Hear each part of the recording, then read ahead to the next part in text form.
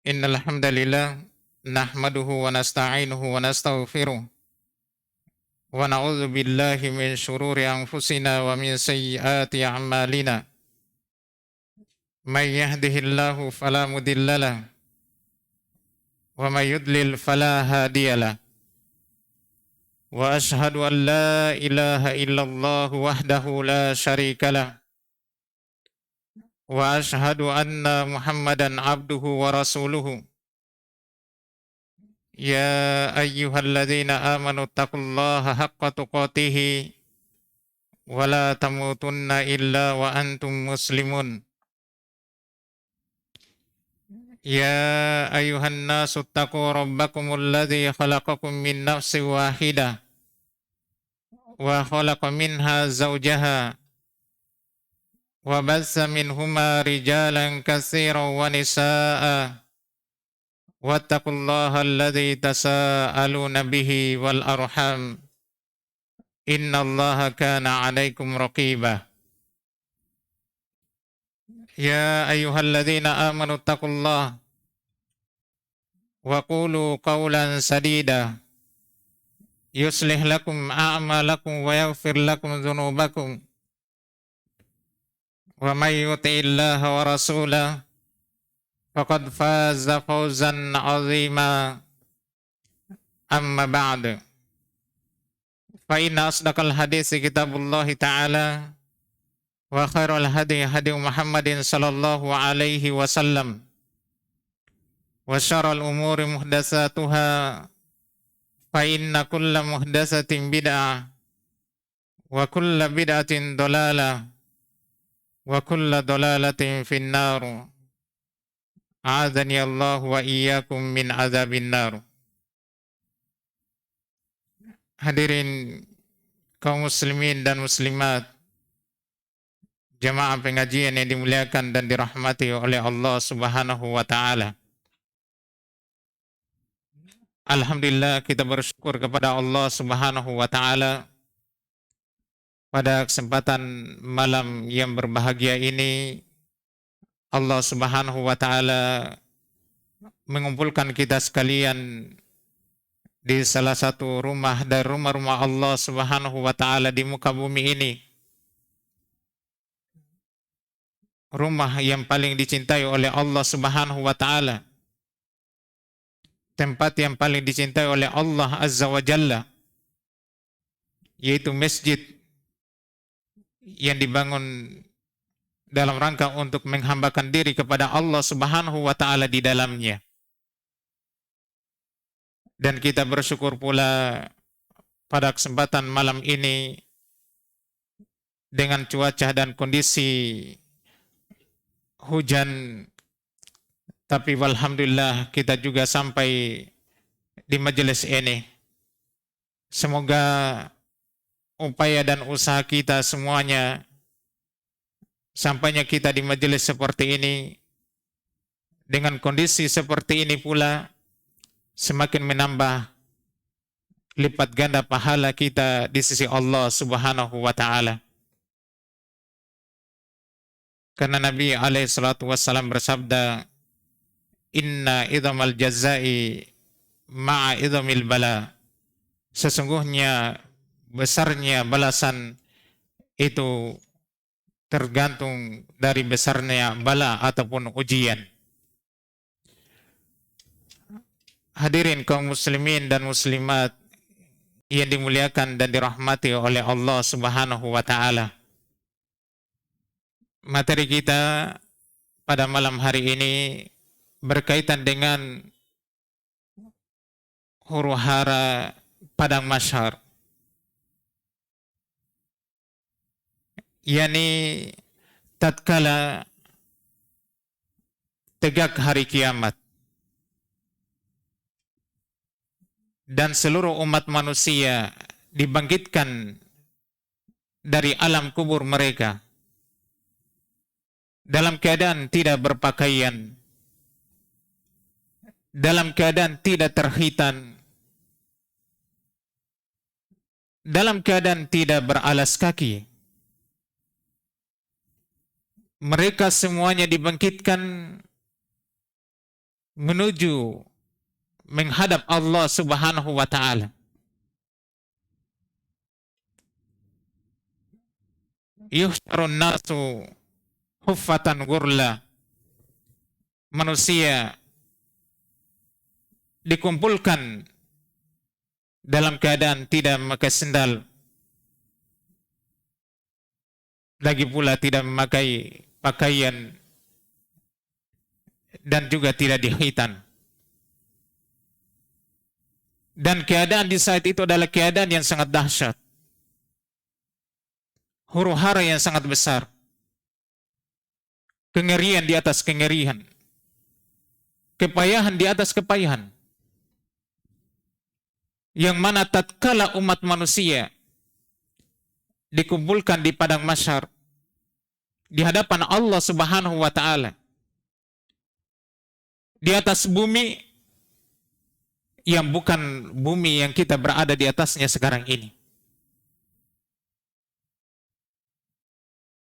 Allah Subhanahu wa taala menjelaskan di dalam surah Ibrahim ayat yang ke-48, yauma tubaddalul ardu ghairal ardi was samawat wa barazu lillahil wahidil qahhar. Dan pada hari bumi itu telah diganti dengan bumi yang lain, dan langit pula telah diganti dengan langit yang lainnya, dan manusia berkumpul di hadapan Allah Subhanahu wa taala yang Maha Esa, yang Maha Kuasa.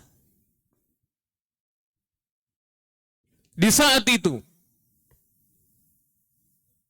manusia berada di atas kepayahan tatkala matahari didekatkan di atas kepala-kepala mereka.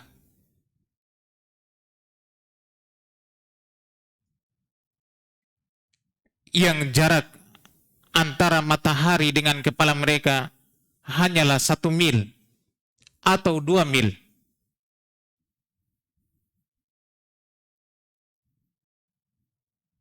Maka manusia bercucuran keringat-keringat mereka. Di hari itu adalah hari yang sangat ngeri. Keringat mereka pun turun ke bumi.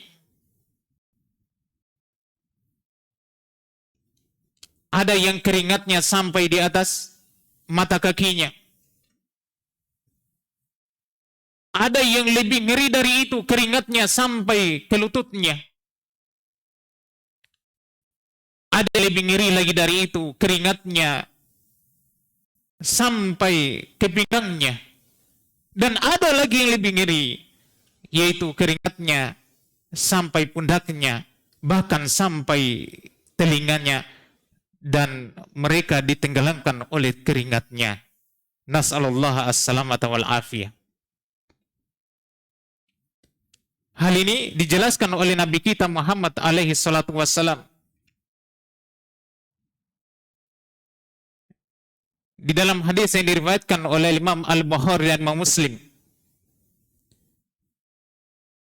dari sahabat Abu Hurairah radhiyallahu taala anhu.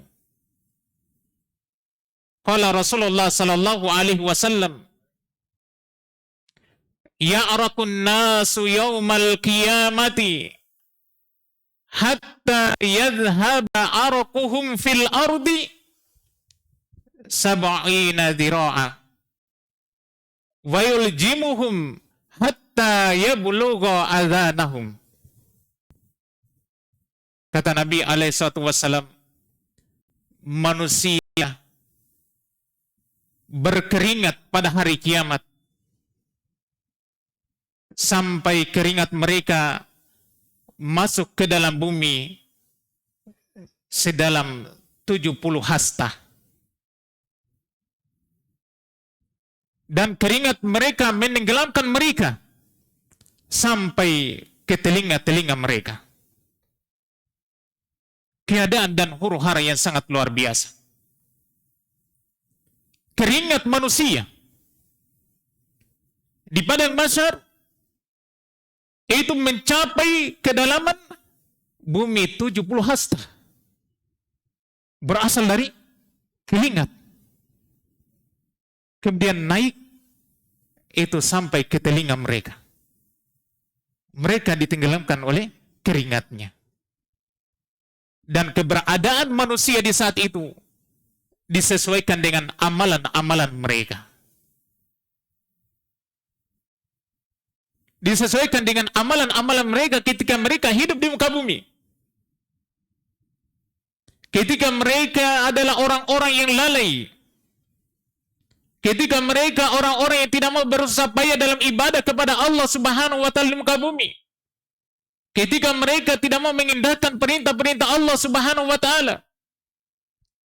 Ketika mereka hanya ingin bersenang-senang dan berleha-leha di muka bumi ini. Tidak mau tunduk terhadap ajaran Allah Subhanahu wa taala dan Rasulnya. Mereka tidak mau bercapek-capek di dalam menjalankan syariat Allah Subhanahu wa taala. Maka tunggu pada hari tegaknya kiamat dan dikumpulkannya manusia di padang mahsyar,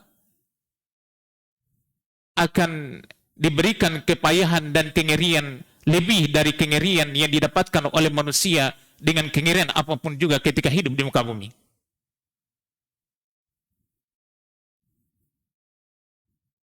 Dan juga disebutkan di dalam Sahih Muslim dari sahabat Miqdad bin Al-Aswad radhiyallahu taala anhu. Beliau berkata, sami'tu Rasulullah sallallahu alaihi wasallam yaqul, "Idza kana yaumul qiyamati udniyat asy-syams minal ibadi hatta takuna ala qadri mailin aw mailaini fatasharuhum wa yakunu al-araqu ala qadri a'malihim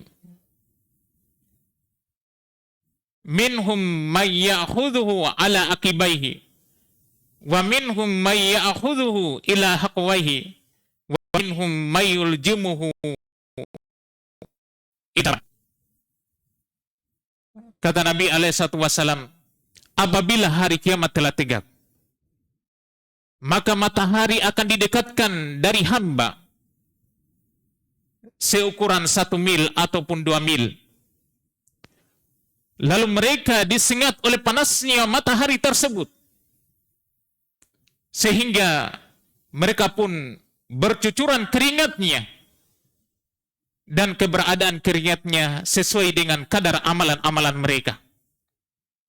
Di antara mereka yang keringatnya sampai di atas mata kakinya, di antara mereka yang keringatnya sampai pinggangnya, ada di antara mereka yang ditenggelamkan oleh keringatnya. Tergantung dari amalan-amalan yang mereka lakukan di muka bumi. Namun di antara manusia pula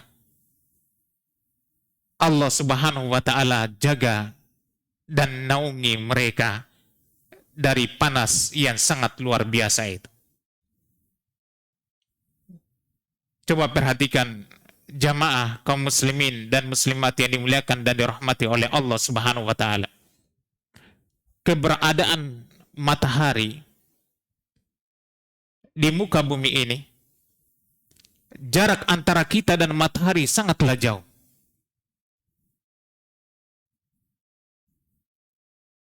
Jarak antara kita dan matahari sangatlah jauh. Namun ketika teriknya matahari, sungguh kita rasakan betapa panasnya matahari tersebut. Bahkan menjadikan kita bercucuran keringat. Sekarang bagaimana lagi apabila keberadaan matahari tersebut di atas kepala kita 1 mil ataupun 2 mil. Dan 1 mil ini itu boleh jadi dimaknai dengan jarak kilometer, yaitu sekitar 1 kilo 906 meter. Itu 1 mil jarak yang dipahami sekarang. Dan boleh jadi 1 mil yang sangat pendek jaraknya yang kita pahami. Jarak 1 mil.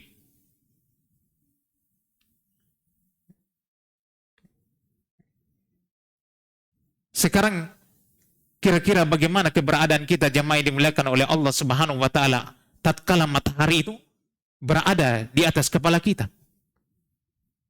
Tentu saja apa yang digambarkan oleh Nabi kita Muhammad alaihissalam di dalam hadis-hadis tersebut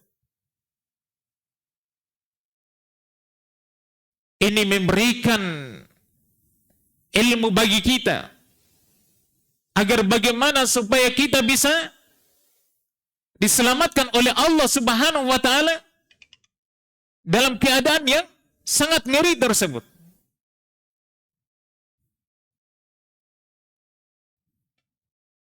Dan orang-orang yang beriman di saat itu, keimanan mereka akan bermanfaat. Orang-orang yang bertakwa kepada Allah Subhanahu wa taala ketika hidup di muka bumi, takwa mereka akan bermanfaat.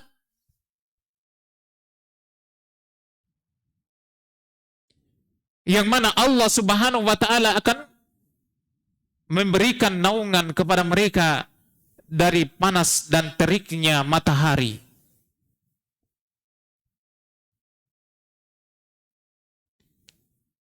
Dan ada 7 golongan umat manusia yang disebutkan oleh Nabi alaihissalam dalam satu hadis. Yang dalam hadis yang diriwayatkan oleh Imam Al-Bukhari dan Imam Muslim dari sahabat Abu Hurairah radhiyallahu taala anhu, yang akan dinaungi oleh Allah Subhanahu wa taala di padang mahsyar. Rasulullah sallallahu alaihi wasallam bersabda, "Sab'atun yudhilluhumullahu fi dhillihi yauma la dhilla illa dhilluh." 7 golongan manusia yang Allah Subhanahu wa taala akan naungi di bawah naungannya tatkala tidak ada naungan kecuali naungan dari Allah Subhanahu wa taala. Kata Nabi alaihi wasallam, yang pertama imamun adil. Seorang imam yang adil. Yang kedua, wasyabun nasya'a fi ibadatillah. Pemuda yang tumbuh berkembang beribadah kepada Allah Subhanahu wa taala. Yang ketiga, warajulun qalbuhu mu'allakun fil masajid. Seseorang yang hatinya terpaut dengan masjid-masjid. Yang keempat, warajulani tahaba fillahi ijtama'a alaihi waftaraqa alaihi. 2 lelaki yang saling cinta karena Allah Subhanahu wa taala. Dia berkumpul karena Allah dan juga dia berpisah karena Allah. Yang kelima, warajulun da'athum ra'atun dhatu mansibin wa jamalin faqala inni akhafullah. Seorang lelaki yang diajak oleh seorang wanita untuk berbuat keji. Wanita yang memiliki kedudukan dan memiliki kecantikan. Lalu dia berkata, sesungguhnya saya takut kepada Allah. Yang keenam, warajulun tasaddaqa bisadaqatin fa'akhfaha hatta la ta'lama shimaluhu ma tunfiqu yaminuhu. Seseorang yang bersedekah dengan suatu sedekah, lalu dia rahasiakan sedekahnya sampai-sampai tangan kirinya tidak mengetahui apa yang diinfakkan oleh tangan kanannya.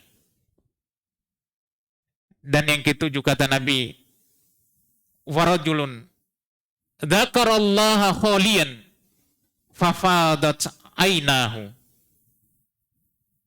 Seseorang yang mengingat Allah Subhanahu wa taala dalam keadaan bersendirian, lalu berlinanglah air matanya. Ini 7 golongan manusia yang akan dinaungi oleh Allah Subhanahu wa taala, di bawah naungan Allah Azza wa Jalla pada hari tatkala tidak ada naungan kecuali naungan dari Allah.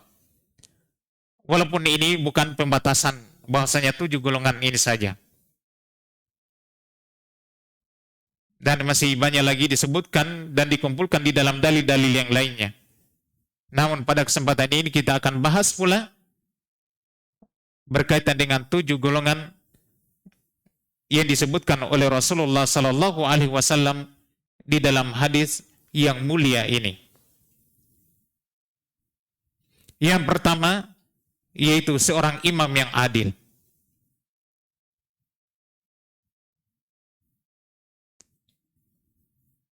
Asy-Syaikh Muhammad bin Shalih Al-Utsaimin rahimahullahu taala menjelaskan, imam yang adil kata beliau, alladzi ya'dilu bainan nas wa ahammu adli fil imami ayyahkuma bainan nas bi syari'atillahi li'anna syari'atallahi hiyal adlu. Kata Syekh rahimahullah, imam yang adil yaitu imam yang berlaku adil di antara manusia. Dan keadilan seorang imam yang paling penting adalah dia memutuskan suatu hukum di tengah-tengah manusia dengan syariat Allah Subhanahu wa taala. Karena syariat Allah Subhanahu wa taala itulah yang adil. Jadi Asy-Syaikh rahimahullahu taala menjelaskan tentang imam yang adil itu adalah seorang imam yang memutuskan perkara rakyatnya, perkara manusia, urusan-urusan manusia dengan syariat yang Allah Subhanahu wa taala turunkan. Karena tidak ada keadilan, tidak ada yang lebih adil selain daripada syariat Allah Subhanahu wa taala.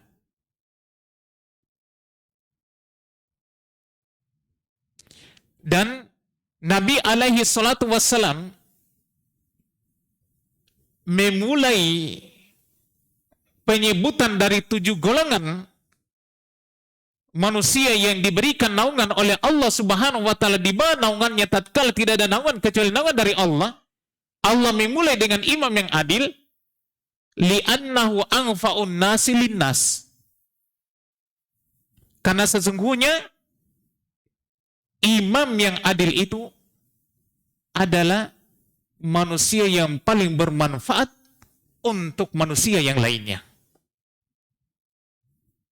Ketika dia memutuskan urusan manusia, urusan rakyatnya, dan lain sebagainya dengan keadilan, maka ini akan membawa kebaikan dan kedamaian di tengah-tengah manusia, di bawah dari kekuasaannya.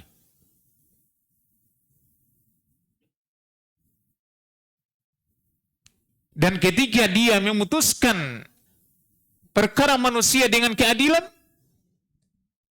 maka ini akan membawa kebaikan yang sangat banyak kepada makhluk. Sehingga dengan demikian karena banyaknya kebaikan dia kepada umat manusia dengan memutuskan perkara di atas keadilan. Dia tidak menjadikan kedudukannya untuk berbuat sewenang-wenang di hadapan manusia, dan dia menempatkan sesuatu pada tempatnya, maka dia berhak untuk dikedepankan pada hari kiamat dari golongan manusia yang dinaungi oleh Allah Subhanahu wa ta'ala. Dan Allah Subhanahu wa ta'ala telah memerintahkan kepada Nabi Daud alaihissalam untuk memutuskan perkara umat manusia dengan al-haq, dengan apa yang Allah Subhanahu wa ta'ala turunkan. Sebagaimana yang Allah Subhanahu wa ta'ala jelaskan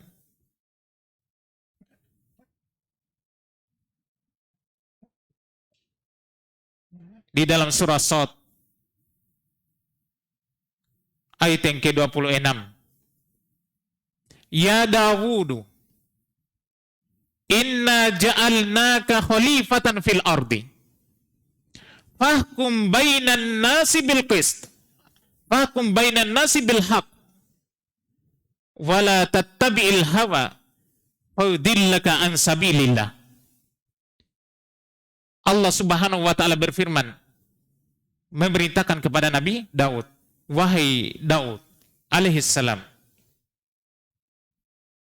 sesungguhnya kami telah menjadikan engkau sebagai khalifah di muka bumi, sebagai pemimpin di muka bumi, sebagai imam di muka bumi.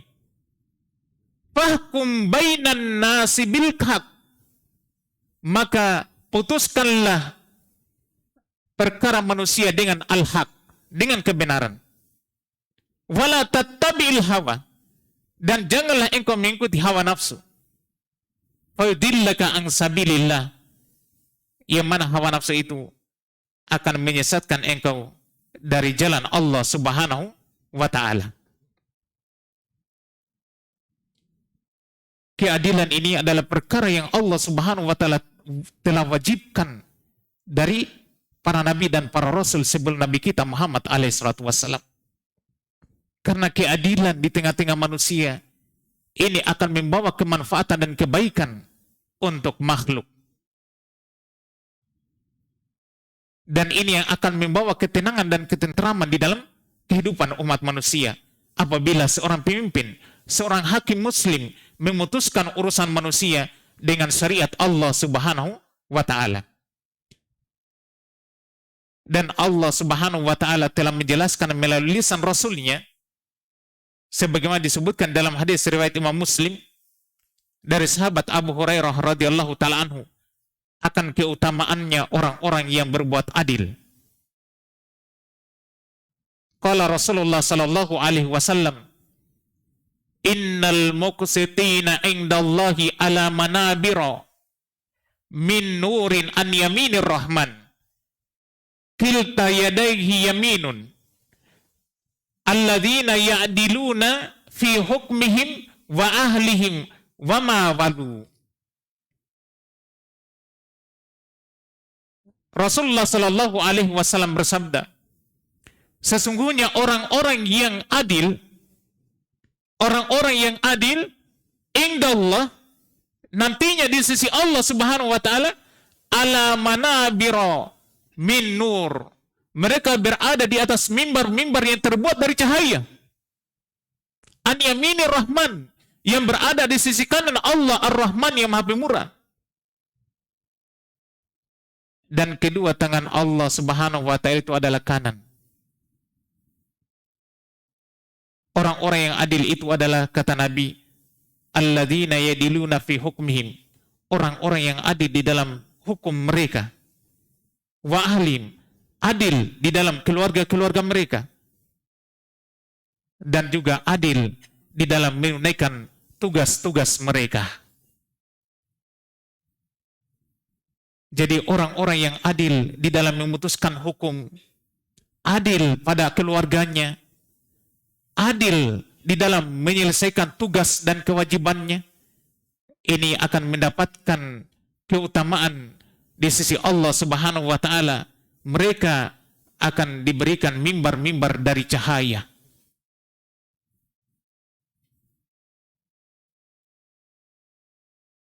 Oleh karena itu, al-ikhwa wal akhwat, kaum muslimin dan muslimat yang dimuliakan dan dirahmati oleh Allah Subhanahu wa taala, marilah kita menjadi orang-orang yang adil di dalam seluruh urusan-urusan kita. Terlebih lagi dalam perkara apa yang kita bawahi, kita memutus perkara manusia dengan penuh keadilan dan jauh dari kezaliman. Keadilan itu adalah menempatkan sesuatu pada tempatnya. Lawannya adalah zalim, yaitu menempatkan sesuatu bukan pada tempatnya. Ini golongan yang pertama yang disebutkan oleh Nabi SAW di dalam hadis ini. Kemudian golongan yang kedua, kata Nabi SAW, wasyabun nasya'a fi ibadatillah. Seorang pemuda yang tumbuh berkembang di dalam beribadah kepada Allah Subhanahu wa taala.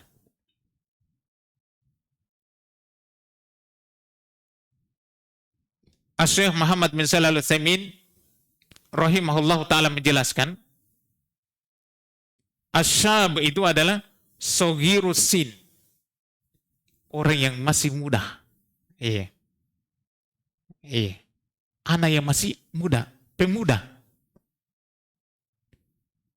Di sini juga masuk pemudi. Iya. Wanita juga. Pemuda dan pemudi ini tumbuh di dalam menunaikan ketaatan kepada Allah Subhanahu wa taala. Dan terus-menerus dia berada di atas ketaatan tersebut. Dan ini adalah merupakan salah satu golongan umat manusia yang Allah Subhanahu wa taala naungi pada hari kiamat.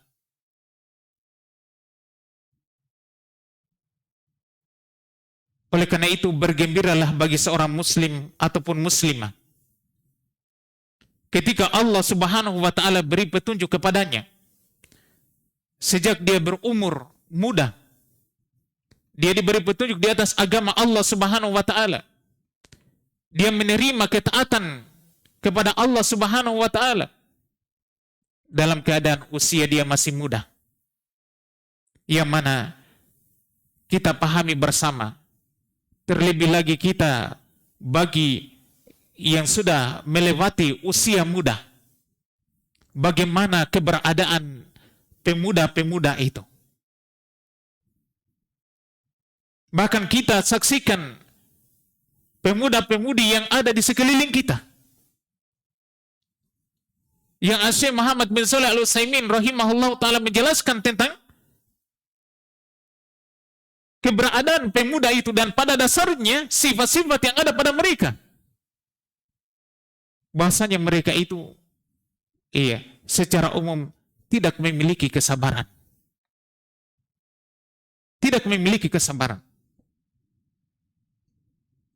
Kebanyakan mereka itu condong kepada perkara-perkara maksiat. Kebanyakan mereka dikuasai oleh hawa nafsu. Kebanyakan mereka lebih condong kepada penyimpangan dan kesesatan.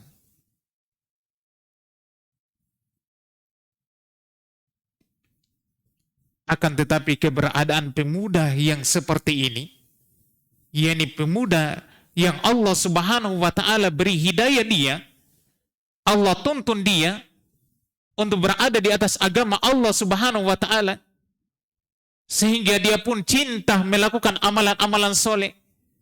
Sejak dia berusia dini, dia telah mengupayakan dirinya untuk mempelajari agama Allah Subhanahu wa taala. Mulai dari dasar, dia mempelajari bagaimana membaca Al-Qur'an. Dia mempelajari bagaimana tata cara berwudu. Dia mempelajari bagaimana sholat. Dia mempelajari dan terus mempelajari sehingga dia pun terus cinta terhadap amalan-amalan ketaatan. Dia rajin bermajelis ilmu. Dia jauh dari teman-teman yang kurang bagus. Dia jauh dari teman-teman yang tidak beribadah kepada Allah Subhanahu wa taala. Dan Allah Subhanahu wa taala memberikan petunjuk kepadanya untuk meninggalkan hal-hal yang diharamkan dan dilarang oleh Allah Subhanahu wa taala. Dan terus dia berupaya di atas jalan ini. Di luar daripada kebanyakan para pemuda. Yang mana kebanyakan para pemuda itu lalai. Mereka melakukan perbuatan sia-sia. Bahkan mereka melakukan pelanggaran-pelanggaran syariat. Mereka banyak melalaikan sholat. Mereka banyak terjerumus pada perbuatan dosa dan syahwat. Mereka hanya keinginannya untuk bersenang-senang saja. Dan ingin instan dalam seluruh perkara yang bisa menyenangkan jiwa mereka. Maka tatkala seorang pemuda yang mampu tegak beribadah kepada Allah Subhanahu wa taala di luar dari kebanyakan umat manusia dari sifat pemuda itu, maka pantaslah bagi dia untuk mendapatkan salah satu yang istimewa dari sisi Allah Subhanahu wa taala berkaitan dengan dinaunginya dia di padang mahsyar tatkala matahari diikatkan di atas kepala manusia. Dan pemuda seperti ini Allah Subhanahu wa taala puji mereka. Sebagaimana dalam surah Al-Kahfi ayat yang ke-13, innahum fityatun amanu wazidnahum huda. Sesungguhnya mereka itu adalah pemuda-pemuda yang beriman dan kami pun menambahkan petunjuk untuk mereka. Ketika seorang pemuda menapak jalan-jalan petunjuk, menapak jalan-jalan keimanan, tumbuh berkembang di atas ibadah kepada Allah, maka Allah Subhanahu wa taala akan terus menambahkan petunjuk untuknya. Oleh karena itu, kita sebagai orang tua maka wajib untuk menumbuh kembangkan anak-anak kita di atas ketaatan kepada Allah Subhanahu wa taala. Semenjak mereka masih kecil, mari kita biasakan mereka untuk dekat dengan masjid. Mari kita biasakan mereka cinta dengan Quran. Mari kita biasakan mereka dengan mempelajari Al-Quran dan Sunnah. Mari kita biasakan mereka untuk beramal dengan amalan Quran dan Sunnah. Mari kita biasakan mereka untuk senantiasa taat kepada Allah, mengharap kepada Allah, takut kepada Allah Subhanahu wa taala. Kita ajak mereka untuk mentauhidkan Allah Subhanahu wa taala dalam ibadah. Yang mana perkara ini jamaah yang dimuliakan dan dirahmati oleh Allah Subhanahu wa taala akan menjadi suatu kebaikan yang besar pula kita sebagai orang tua. Justru ini adalah merupakan tabungan yang terbaik untuk kita sebagai orang tua. Tatkala kita mampu mendidik anak-anak kita semenjak kecilnya mereka dan seterusnya mereka tumbuh beribadah kepada Allah Azza wa Jalla. Rasulullah sallallahu alaihi wasallam bersabda dalam hadis yang diriwayatkan oleh Imam Muslim dari sahabat Abu Hurairah radhiyallahu taala anhu. Kata Nabi alaihi wasallam, "Idza mata ibnu Adam inqata'a amaluhu illa min salas. Sadaqatun jariyah, sadaqatin jariyah, aw ilmin yuntafa'u bihi, aw waladin saleh yad'u lah." Kata Nabi alaihissalam, apabila anak cucu Adam telah meninggal, in qata'a amaluhu, maka terputuslah amalan-amalannya, illa min salas, kecuali 3. Yang pertama, sedekatin jariyah, sedekah yang manfaatnya, kebaikannya terus mengalir.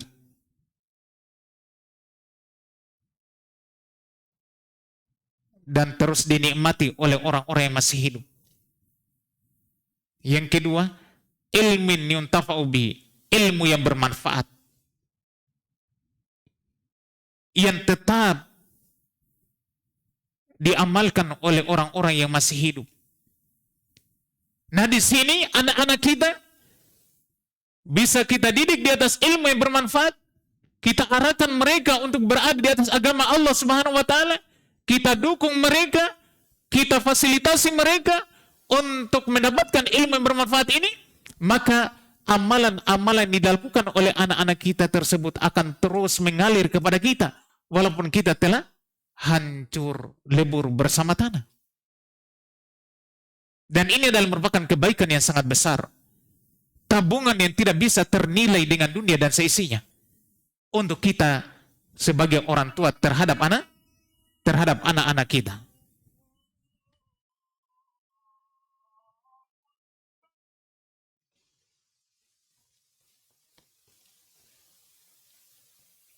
Kemudian yang ketiga kata Nabi SAW, waladin soleh yad'ulah, anak yang soleh yang mendoakan orang tuanya. Pada anak kita, kita bisa masuk pada 3 jalur ini. Dan lebih-lebih lagi 2 jalur yang terakhir, yaitu berkaitan dengan ilmu yang bermanfaat dan juga terkait dengan doanya anak-anak soleh, anak kita yang senantiasa mendoakan kebaikan untuk kita. Anak kita adalah merupakan hasil dari upaya kita, dan setiap orang itu akan mendapatkan jerih payahnya.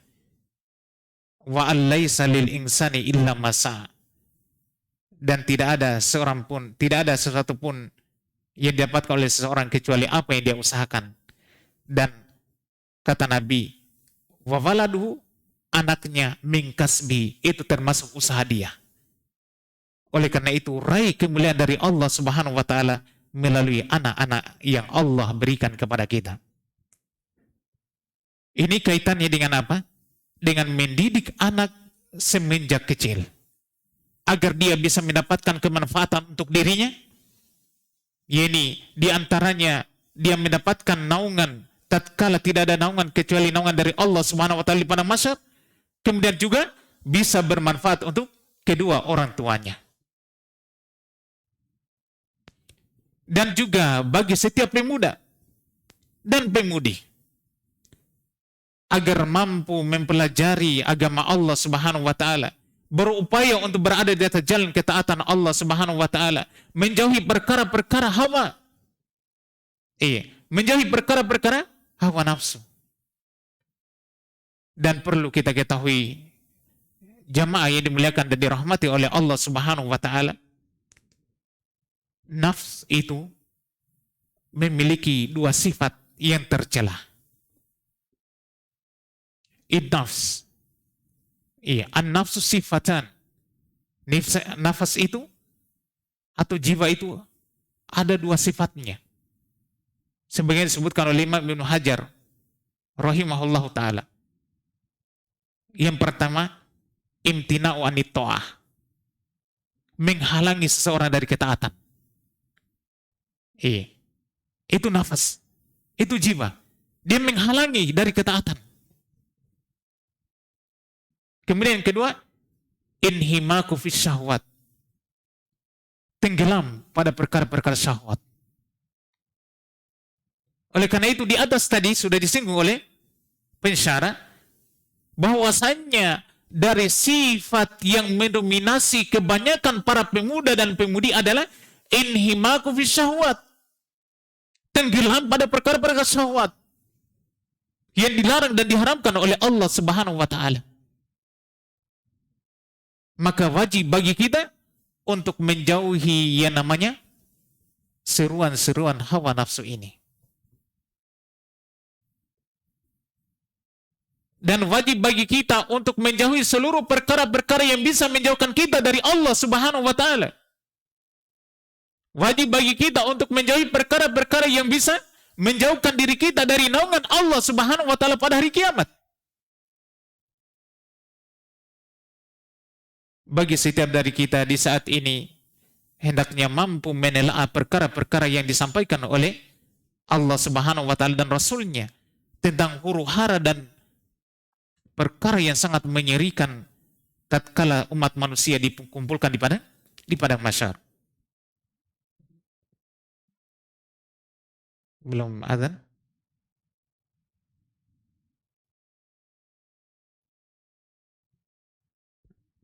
Mau azan atau kita selesaikan dulu? Hah? Iya, tafadhol. Barakallahu fikum. Iya, tutup dulu ya. Subhanakallah wa bihamdik. Asyhadu an la ilaha illa anta astaghfiruka wa atubu ilaik. Walhamdulillahirabbil alamin.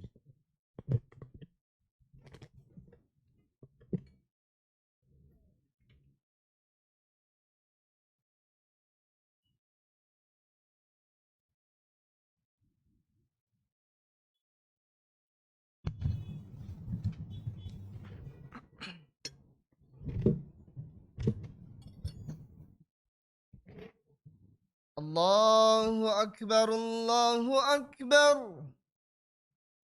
الله أكبر الله أكبر أشهد أن لا إله إلا الله أشهد أن لا إله إلا الله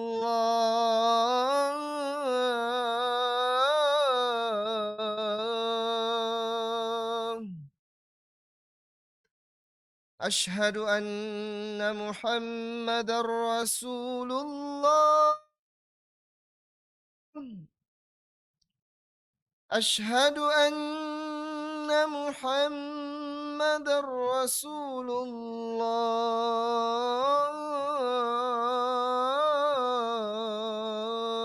الله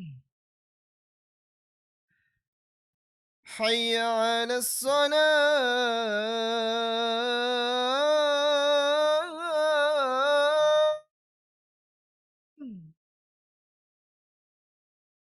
حي على الصلاة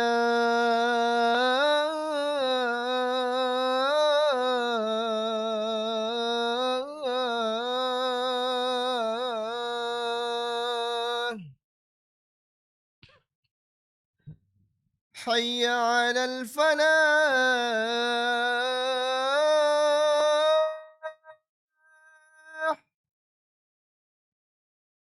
حي على الفلاح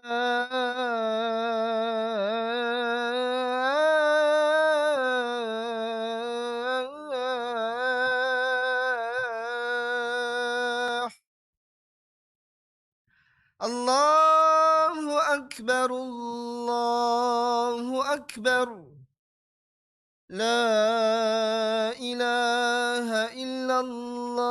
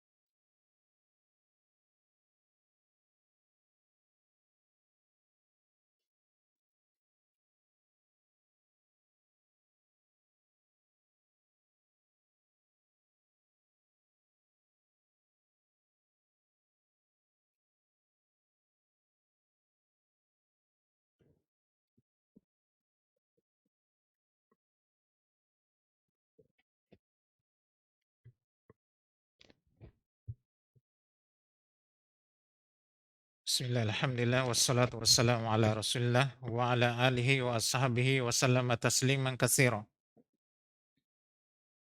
Kemudian kita pindah pada golongan yang ketiga yang Allah Subhanahu wa taala akan beri naungan tatkala tidak ada naungan kecuali naungan dari sisi Allah Subhanahu wa taala, yaitu warajulun qalbuhu mu'allakun fil masajid.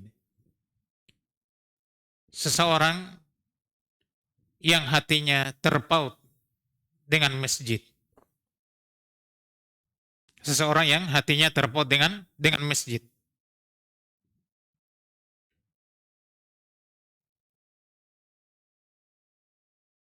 Yani tatkala seseorang keluar dari masjid, maka hatinya tetap memiliki keterpautan dengan masjid tersebut sampai dia kembali ke masjid itu. Dia cinta rumah Allah Subhanahu wa taala. Karena di masjid tersebut dia mendekatkan dirinya kepada Allah Subhanahu wa taala dengan salat. Dia beriktikaf di masjid tersebut. Dia berzikir kepada Allah Subhanahu wa taala di masjid itu. Dia berdoa kepada Allah Subhanahu wa taala. Dia membaca Al-Qur'an. Dia menghadiri majelis-majelis ilmu. Maka hatinya senantiasa terpaut dengan rumah Allah Subhanahu wa taala. Ketika dia keluar, apakah dia keluar ke pasar, ke rumahnya, ataupun ke sawah, ke kantornya, dan lain sebagainya, senantiasa hatinya tetap teringat dengan masjid. Senantiasa hatinya teringat dengan masjid. Sampai datangnya waktu sholat berikutnya. Maka inilah pada hakikatnya orang-orang yang dinamakan hatinya terpaut dengan masjid, yang akan mendapatkan naungan dari Allah Subhanahu wa taala tatkala tidak ada naungan kecuali naungan dari Allah Azza wa Jalla. Dan mereka inilah yang lebih pantas dinamakan sebagai orang-orang yang memakmurkan masjid. Mereka-mereka inilah yang sebenarnya orang yang memakamkan masjid tersebut. Sebagaimana yang Allah Subhanahu wa taala sebutkan di dalam surah At-Taubah ayat yang ke-18. Innama ya'muru masajidallah man amana billahi wal yaumil akhir wa aqamas salata wa ataz zakata wa lam yakhsha illallah fa'asa ulaika ayyakunu minal muhtadin. Kata Allah Subhanahu wa taala, hanya saja yang memakmurkan masjid-masjid Allah itu adalah orang-orang yang beriman kepada Allah, orang-orang yang beriman kepada hari akhir, orang-orang yang senantiasa menegakkan salat, orang-orang yang senantiasa menunaikan zakat, dan mereka tidak takut kecuali kepada Allah Subhanahu wa taala semata. Maka diharapkan mereka ini adalah orang-orang yang mendapatkan petunjuk. Jadi orang yang senantiasa hatinya terpaut dengan masjid, walaupun dia berada di luar masjid, tetap dia terpikir akan masjid. Dia terpikir akan amalan-amalan yang ada di masjid, sehingga membuat hatinya jinak dengan masjid. Membuat hatinya senantiasa rindu dengan masjid. Di mana dan kapanpun dia berada. Maka mereka inilah orang-orang yang dinamakan orang yang memakmurkan masjid-masjid Allah Subhanahu wa ta'ala. Dan disebutkan di dalam hadis yang diriwayatkan oleh Imam Al-Hakim dari sahabat Abu Darda radhiyallahu taala anhu, Rasulullah sallallahu alaihi wasallam bersabda, "Al-masjidu baitu kulli taqin." Masjid itu adalah rumahnya setiap hamba yang bertakwa. Di dalam riwayat yang lain, al-masjidu baitu kulli mu'min. Masjid itu adalah rumahnya orang-orang yang beriman. Dan walhamdulillah, kita sebagai hamba Allah Subhanahu wa taala yang senantiasa hadir di masjid-masjid Allah Subhanahu wa taala, menegakkan ibadah kepada Allah Subhanahu wa taala. Bahkan hati kita gelisah kalau kita jauh dari masjid. Hati kita gelisah kalau kita tidak mendatangi panggilan Allah Subhanahu wa taala dan seterusnya.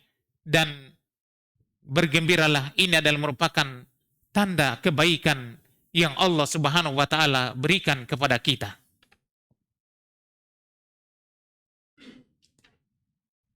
Dan sangatlah jauh keberadaan orang yang hatinya terpaut dengan masjid dan orang yang hatinya terpaut dengan dunia. Orang yang hatinya terpaut dengan dunia, ketika dia masuk ke masjid, sebagaimana disebutkan oleh ulama, yaitu tamalmal wa ka'annahu ala rodaf. Dia gelisah. Dia berada dalam masjid, tetapi gelisah ketika dia berada dalam masjid. Seakan-akan dia duduk di atas batu panas. Iya, ingin segera keluar dari masjid. Ini keberadaan yang hatinya tidak terpaut dengan masjid, tapi hatinya terpaut dengan dunia. Hatinya terpaut dengan perdagangan. Hatinya terpaut dengan pertanian, perikanan, dan lain sebagainya. Tapi kalau orang-orang yang beriman dengan sebenar-benarnya keimanan, orang-orang yang senantiasa hatinya terpaut dengan masjid, ketika dia berada dalam masjid, dia tenang. Ketika dia berada dalam masjid, tentram jiwanya.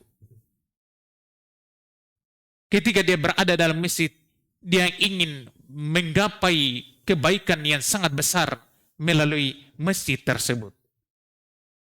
Maka berbahagialah jiwa yang Allah karuniakan dengan jiwa seperti ini, yang mereka akan diberikan salah satu keistimewaan oleh Allah Subhanahu wa taala pada hari kiamat, yaitu tatkala mereka dikumpulkan di hadapan Allah Subhanahu wa taala dengan diberikannya naungan kepada mereka. Kemudian yang keempat, warajulani tahabba fillah ijtama'a alaihi wa tafarraqa alaihi. Dua lelaki yang saling cinta karena Allah Subhanahu wa taala. Dia berkumpul karena Allah dan juga keduanya berpisah karena Allah Subhanahu wa taala.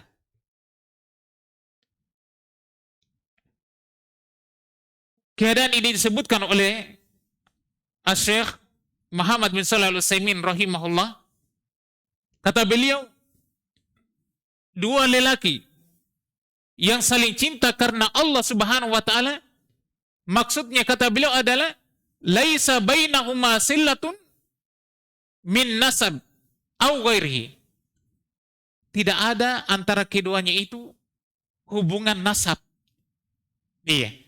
Tidak ada antara keduanya itu hubungan kekerabatan ataupun yang selainnya. Walakin tahaba fillah. Akan tetapi keduanya itu saling cinta karena Allah. Kullu wahidin minhum ra'a anna sahibahu dzu ibadatin wa ta'atin lillahi azza wa jalla. Setiap dari keduanya melihat temannya bahwasanya temannya itu adalah merupakan ahli ibadah. Temannya itu adalah orang yang taat kepada Allah azza wa jalla, yang menegakkan kewajiban-kewajiban kepada Allah Subhanahu wa taala. Oleh karena sebab inilah mereka merajut kecintaan karena Allah.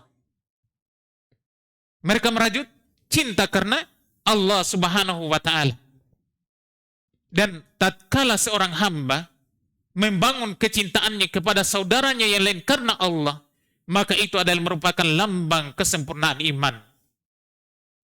Sebagaimana disebutkan oleh Rasulullah sallallahu alaihi wasallam di dalam hadis yang diriwayatkan oleh Imam Abu Dawud, Imam At-Tirmidzi dan Imam Ahmad rahimahullah dari sahabat Abu Umamah Al-Bahili radhiyallahu taala anhu, Rasulullah sallallahu alaihi wasallam bersabda, "Man ahabba lillah wa abghada lillah wa mana'a lillah wa a'ta lillah faqad istakmalal iman."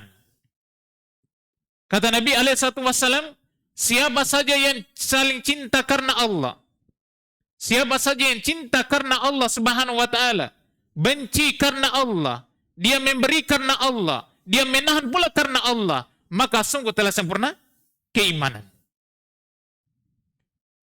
Jadi kecintaan karena Allah itu adalah merupakan tali yang menguatkan keimanan seorang hamba. Bahkan seorang hamba itu tidak akan masuk surga. Seorang hamba itu tidak akan masuk surga sampai dia beriman. Dan seorang hamba itu tidaklah dinamakan beriman sampai dia saling cinta karena Allah Subhanahu wa taala. Sebagaimana disebutkan dalam hadis riwayat Imam Muslim dari sahabat Abu Hurairah radhiyallahu taala anhu. Rasulullah SAW bersabda, "Walladzi nafsi biyadihi," demi yang jiwaku ada di tangannya, "innakum la tadkhulul jannata hatta tu'minu." Sesungguhnya kalian tidak akan masuk surga sampai kalian beriman. Wala tu'minu hatta tahabu, dan kalian tidak akan dinamakan orang yang beriman sampai kalian saling cinta. Yang saling cinta karena Allah. Afala adullukum ala amalin idza amiltumuhu tahabbtum. Maukah saya tunjukkan pada suatu amalan yang apabila kalian lakukan amalan tersebut, kalian akan saling cinta? Afsus salam bainakum, maka sebarkan salam di antara kalian.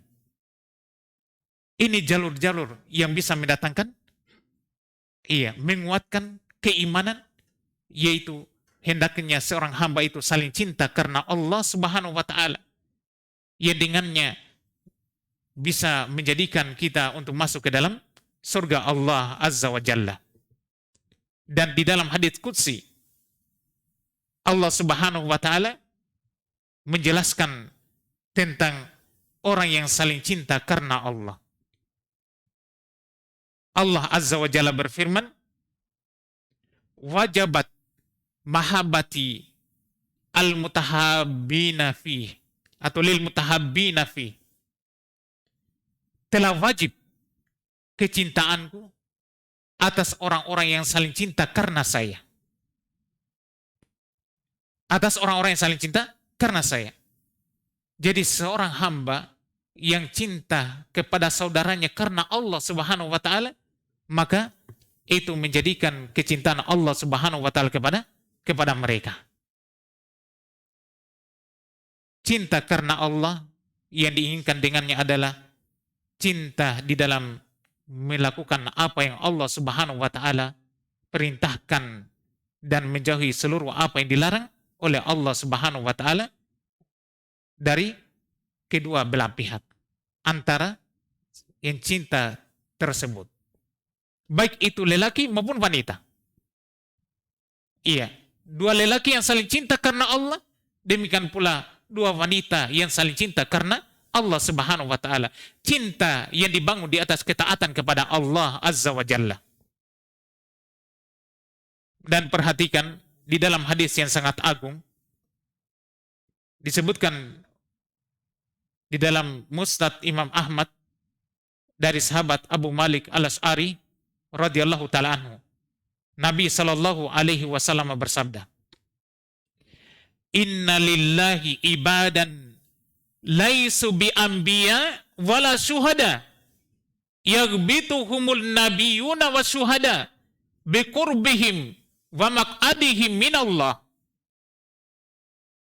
Kata Nabi alaihi wasallam, sesungguhnya Allah Subhanahu wa taala memiliki hamba-hamba yang mereka itu bukan para nabi, yang mereka itu bukan para syuhada, tapi para nabi dan para syuhada itu iri kepada mereka.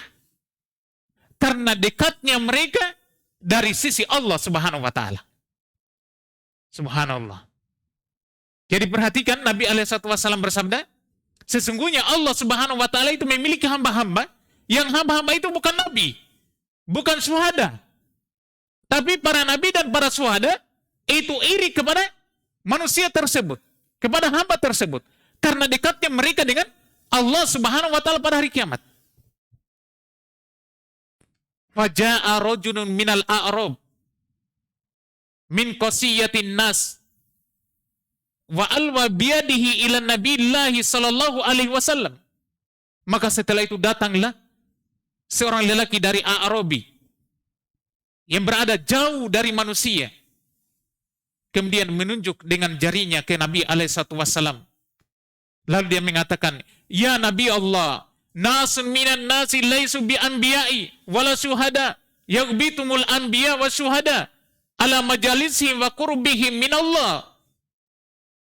Wahai Nabi Allah, wahai Nabi Allah, ada manusia yang mereka itu bukan nabi, bukan juga orang-orang yang mati syahid, tapi para nabi dan para rasul itu merasa iri atas mereka, atas kedudukan mereka dan dekatnya mereka dengan Allah Subhanahu wa taala. Maka sifhum lana, jelaskan kepada kami siapa mereka itu.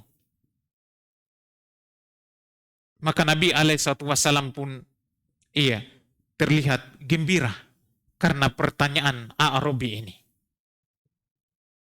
Nabi bersabda, hum nasun min afna'in nasi wa nawazi'il qabail lam tasil bainahum arham mutaqariba tahabu fillah wa tasafu yada'ullahu lahum yawmal qiyamati manabira min nur fayajlisuhum 'alaiha fayaj'alu wujuhahumun nar an-nur wa siyabahum nur yafza'un nas yawmal qiyamati wa la yafza'un wa hum awliya'ullahi alladhina la khaufun 'alaihim wa lahum yahzanun.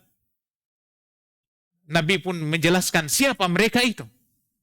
Mereka itu adalah manusia yang berasal dari berbagai macam penjuru. Manusia yang berasal dari berbagai macam kabilah. Tidak ada hubungan di antara mereka dari hubungan arham, rahim. Tidak pula kekerabatan. Tapi mereka itu saling cinta karena Allah. Saling tulus ikhlas karena Allah. Maka Allah Subhanahu wa ta'ala meletakkan untuk mereka pada hari kiamat mimbar-mimbar dari cahaya. Lalu Allah mendudukan mereka di atas mimbar-mimbar cahaya tersebut. Dan Allah Subhanahu wa ta'ala menjadikan wajah-wajah mereka bercahaya. Dan Allah menjadikan pakaian-pakaian mereka bercahaya. Manusia di saat itu takut. Sementara mereka tidak takut. Mereka itu adalah wali-wali Allah Subhanahu wa ta'ala yang tidak memiliki rasa takut. Dan juga mereka tidak bersedih hati. Masya Allah. Ini al-ikhwa wal akhwat yang dimuliakan dan dirahmati oleh Allah Subhanahu wa ta'ala. Orang yang saling cinta karena Allah. Orang yang saling cinta karena Allah. Di atas agama Allah Subhanahu wa ta'ala. Bukan kecintaan mereka dibangun karena kerabat, karena saudara, tapi dibangun di atas ketaatan kepada Allah Azza wa Jalla. Dia berkumpul di atas ketaatan dan juga ia memisahkan mereka juga Allah Subhanahu wa ta'ala karena salah satu dari mereka telah diwafatkan oleh Allah. Maka miliki sifat ini, yaitu saling cinta karena Allah Subhanahu wa ta'ala. Kemudian selanjutnya kita pindah pada yang kelima. Kata Nabi SAW, wa rajulun da'athum ra'atun dzatu mansibin wa jamalin faqala inni akhafullah. Yang kelima adalah seseorang yang diajak oleh seorang wanita yang memiliki kedudukan, jabatan, kecantikan, keelokan untuk berbuat keji, yakni zina. Lalu lelaki ini mengatakan, inni akhafullah, sesungguhnya saya takut kepada Allah. Secara ringkas kita perhatikan apa yang disebutkan oleh Nabi SAW berkaitan dengan golongan yang kelima, orang yang diberikan naungan oleh Allah Subhanahu wa taala tatkala tidak ada naungan kecuali naungan dari Allah Azza wa Jalla, yaitu seorang lelaki yang diajak, yang diminta oleh seorang wanita. Wanita ini adalah wanita yang memiliki kedudukan, yang memiliki jabatan. Bukan setiap wanita, bukan sembarang wanita, tapi dia punya kedudukan, punya kekuatan. Iya. Punya kemampuan untuk memberikan mudarat kepada siapa yang tidak mengindahkan apa yang diinginkannya. Kalau wanita biasa, itu tidak punya kemampuan dia. Iya. Tidak punya jabatan, tidak punya kedudukan, tidak punya kekuatan untuk memudaratkan orang yang tidak mengindahkan keinginannya. Tapi ini wanita adalah wanita yang punya kedudukan, punya kekuatan dia untuk memudaratkan orang yang tidak mau melakukan apa yang diinginkannya. Kemudian sekaligus ternyata wanita ini adalah wanita yang memiliki kecantikan. Tidak semua wanita. Bukan wanita yang tidak terpandang. Iya. Bukan wanita yang tidak ditolak oleh manusia dari sisi kecantikannya. Iya. Bukan wanita tua, renta. Tapi wanita yang muda. Bersamaan dengan keberadaan wanita ini tadi, seorang lelaki yang diajak untuk melakukan kekejian, dia tetap kokoh di atas agama Allah Subhanahu wa taala dan dia menyatakan, sesungguhnya saya takut kepada Allah. Ini lelaki yang Allah Subhanahu wa taala betul-betul kokohkan dia di atas keimanan. Sebagaimana keberadaan Nabi Yusuf yang kita biasa dengarkan tentang kisah Nabi Yusuf di surah Nabi Yusuf. Di surah Yusuf. Iya. Dia kokoh dan bertahan di atas agama Allah, di atas perintah Allah Subhanahu wa taala. Seorang wanita, istri raja yang memiliki kecantikan, yang tidak ada penghalang-penghalang untuk melakukan perbuatan maksiat. Sudah tertutup semuanya kemungkinan-kemungkinan yang bisa bocor perkara itu.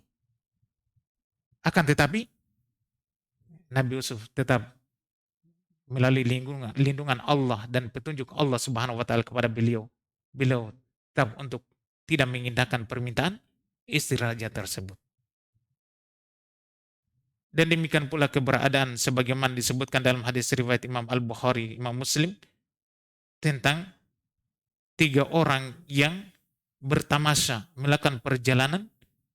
Iya, kemudian mereka ditimpa oleh hujan yang sangat deras, kemudian mereka pun berlindung di dalam gua yang ada di gunung. Ternyata ketika mereka berada dalam gua tersebut, bergulirlah batu besar sehingga menutup mulut gua itu. Maka sebagian dari mereka mengatakan, lihatlah amalan-amalan kalian yang kalian lakukan karena Allah Subhanahu wa taala. Semoga Allah Subhanahu wa taala menggeser batu ini dari kita dan bisa kita keluar darinya. Salah satunya adalah seorang pemuda. Dia nyatakan dirinya bahwasanya dia memiliki sepupu, yakni anak paman, putri dari pamannya. Pada suatu hari dia meminta untuk menyerahkan dirinya kepada dia. Ini untuk melakukan melakukan perbuatan keji, zina. Kemudian ternyata wanita ini tadi meminta upah 100 dinar. Dia tidak mau menyerahkan dirinya kecuali sampai mengumpulkan atau memberikan kepadanya 100 dinar. Akhirnya dia pun bekerja dan berusaha payah untuk mengumpulkan 100 dinar dari persyaratan wanita ini tadi, yakni sepupu beliau, sepupu dia. Setelah dia kumpulkan, maka dia bawalah uang 100 dinar ini tadi ke hadapan wanita tersebut. Dan ketika dia akan melakukan perbuatan keji, yakni zina, maka wanita ini pun mengatakan, ya Abdullah, ittaqillah, wahai hamba Allah, bertakwalah kepada Allah. Jangan engkau membuka penutup kecuali dengan haknya. Maka kata orang ini, saya pun meninggalkannya. Takut karena Allah. Dan demikian dia sudah mau terjatuh dalam perbuatan zina. tapi diingatkan tentang Allah, dia pun takut kepada Allah Subhanahu wa taala. Ini salah satu golongan yang dinaungi oleh Allah Subhanahu wa taala tatkala tidak ada naungan kecuali naungan dari Allah. Kemudian ya secara ringkas yang keenam yaitu warajulun tasaddaqa bisadaqatin fa akhfaha hatta la ta'lama shimaluhu ma tunfiqu yaminuhu. Yaitu seorang yang bersedekah dengan suatu sedekah lalu dia rahasiakan sedekah tersebut sampai-sampai tangan kirinya tidak mengetahui apa yang diinfakkan oleh tangan kanannya. Ini karena sungguh rahasianya sedekah dia. Sungguh rahasianya sedekah dia. Dia tidak mau nampakkan sedekahnya di hadapan manusia. Dan ini termasuk seutama-utama sedekah. Yang Allah Subhanahu wa taala sebutkan di dalam surah Al-Baqarah, in tubudus shadaqati fa ni'mahi wa in tukhfuha wa tu'tuhal fuqara fa huwa khairul lakum. Jika kalian menampakkan sedekah itu, jika kalian menampakkan sedekah itu, fa ni'mahi, maka itu kebaikan. Wa in tukhfuha, dan jika kalian rahasiakan sedekah tersebut, wa tu'tuhal fuqara, dan kalian berikan kepada fakir miskin dalam keadaan sembunyi-sembunyi, fahuwa khairul lakum, maka itu lebih baik bagi kalian. Sedekah dalam terang-terangan itu perkara kebaikan, tapi lebih utama lagi kalau sedekah itu dalam keadaan rahasia, karena dia rahasiakan sedekahnya antar dirinya dan Allah Subhanahu wa taala. Bahkan boleh jadi fuqara atau fakir miskin yang diberikan sedekah itu tadi tidak tahu siapa. Iya, karena sangat rahasianya sedekah dia. Sampai diibaratkan oleh Nabi SAW, tangan kirinya tidak mengetahui apa yang diinfakkan oleh tangan kanannya. Ini dari satu sisi. Walaupun bukan berarti sedekah secara terang-terangan itu tidak utama. Bahkan dalam satu keadaan dia lebih utama. Yaitu tatkala dia memiliki maksud dan keinginan ketika dia terang-terang bersedekah itu dengan niat supaya manusia yang lain melihat dia bersedekah dan diikuti oleh manusia yang lain karena sedekahnya. Dan itu sebagaimana disebutkan oleh Nabi kita Muhammad SAW. Ya man sana fil islami sunnatan hasanah falahu ajruha wa ajru man amila biha wa la yanqusu min ujurihim syai'a. Siapa saja yang memberikan sunnah yang baik di dalam Islam ini, maka baginya pahala dan pahalanya orang-orang yang mengikuti mereka, yang mengikuti dia, dengan tanpa mengurangi pahala dia sedikit pun juga, dengan tanpa mengurangi pahala mereka dengan sedikit pun juga. Ini dia melihat saudaranya bersedekah, akhirnya yang lainnya pun bersedekah, maka orang yang memberikan contoh sedekah ini tadi itu mendapatkan pahala sedekah orang yang mengikutinya. Itu diantara keutamaan orang yang menampakkan sedekahnya agar diikuti oleh orang yang lainnya. Wallahu ta'ala bisawab. Kemudian yang terakhir yaitu kata Nabi SAW, warajulun dzakarallaha khaliyan fafadat ainahu. Dan seseorang yang mengingat Allah Subhanahu wa taala dalam keadaan bersendirian lalu berlinanglah air matanya. Yani dia mengingat, dia berzikir kepada Allah Subhanahu wa taala di saat dia bersendirian, sesuai dengan tuntunan Quran dan Sunnah, sehingga dengan demikian berlinanglah air matanya. Orang seperti ini juga keutamaannya diantaranya disebutkan oleh Nabi kita Muhammad SAW di dalam hadis yang diriwayatkan oleh Imam At-Tirmidzi dari sahabat Abdullah bin Abbas radhiyallahu taala anhuma, kata Nabi SAW, ainani la tamassuhuma an-nar, ainun bakat min khasyatillah wa ainun batat tahrusu fi sabilillah. Dua mata yang tidak akan disentuh oleh api neraka, yaitu mata yang menangis karena takut kepada Allah Subhanahu wa taala, dan yang kedua mata yang terjaga, yakni menjaga di jalan Allah Subhanahu wa taala. Takut kepada Allah Subhanahu wa taala ini adalah merupakan salah satu sifat dari sifat-sifat orang yang bertakwa, yang hendaknya dia senantiasa menghiasi amalan-amalan ibadahnya kepada Allah Subhanahu wa taala dengan sifat-sifat takut kepada Allah, yang menjadikan dia untuk senantiasa bersegera di dalam menunaikan perintah-perintah Allah Subhanahu wa taala dan meninggalkan apa yang dilarang oleh Allah Azza wa Jalla. Saya kira ini al-ikhwah wal akhwat, muslimin dan muslimat yang dimuliakan dan dirahmati oleh Allah Subhanahu wa taala, apa yang bisa dan yang sempat kami sampaikan semoga ada manfaatnya. Apa yang benarnya itu datang semata-mata dari sisi Allah Subhanahu wa taala, dan jika ada kekeliruan itu datangnya dari diri kami dan dari syaitan, serta kami meminta ampun kepada Allah Subhanahu wa taala dari kekeliruan tersebut. Jazakumullahu khairan ala husnil istima' wa sallallahu ala Muhammadin wa ala alihi wa ashabihi wa sallama tasliman katsira. Subhanakallahumma bihamdik asyhadu an la ilaha illa anta astaghfiruka wa atubu ilaik. Wa akhiru da'wana anil hamdulillahi rabbil alamin. Wassalamualaikum warahmatullahi wabarakatuh.